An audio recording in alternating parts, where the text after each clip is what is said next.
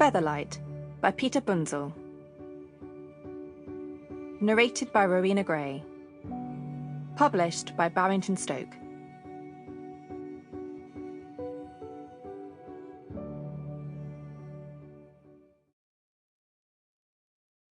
One. After midnight. Mum shakes me awake in the middle of the night. She's sitting on the end of my bed and her face looks worried. Outside my window, the light from the lighthouse sweeps across the bay. "Mum?" I ask. "What's the matter?" "The baby's coming early, Deryn," Mum replies. "I have to go to the mainland and get help." Mum sounds scared. Panic makes my chest feel all spiky. "I need you to fetch your father," Mum says to me. I scramble to my feet and put on my slippers. My hands shake as I light the oil lamp at my bedside. A book of fairy tales I was reading before I went to sleep slips from the table. It falls to the floor with a loud crash. Mum picks the book up and shuts it. "Hurry!" she cries. I leave her and race out. The rooms in our cottage are dark and silent. The only sounds I can hear are the creak of the wind on the roof tiles and the wash of waves in the distance. I push open the door that leads to the lighthouse. The stone walls inside curve around in a circle.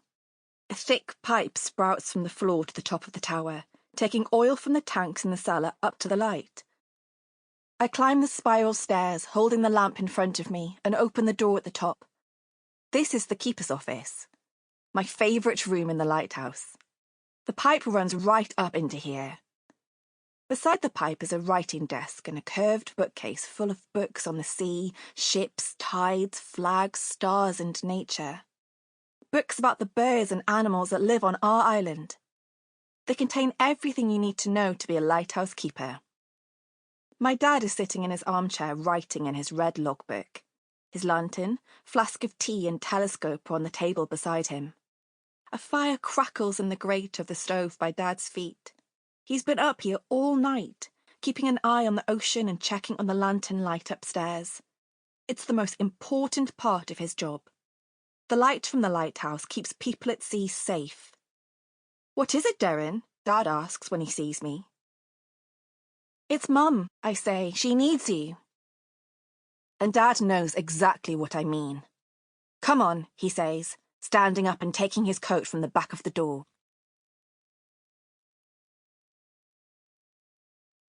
2. A nighttime goodbye. In the cottage, Dad finds Mum's leather bag, which she has already packed in preparation for this day. Then Mum, Dad and I set out across the island towards the jetty. It is a Sunday night in late October, and there are no boats in the bay.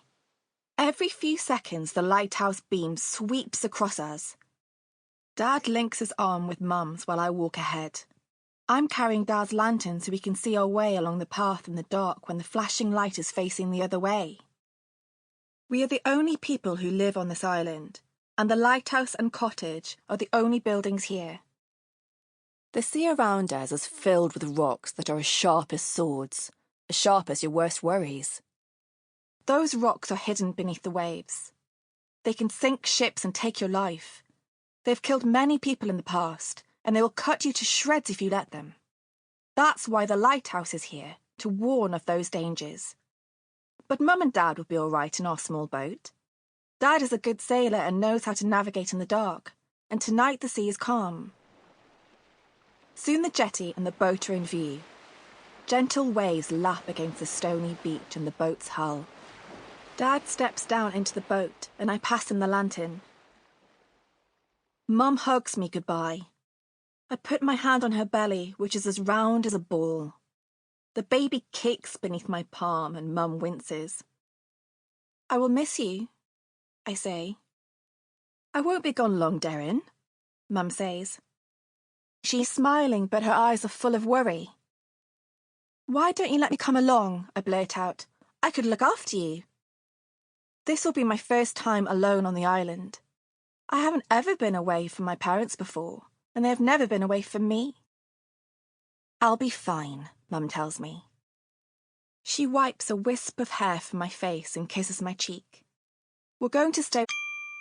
Sample complete. Ready to continue?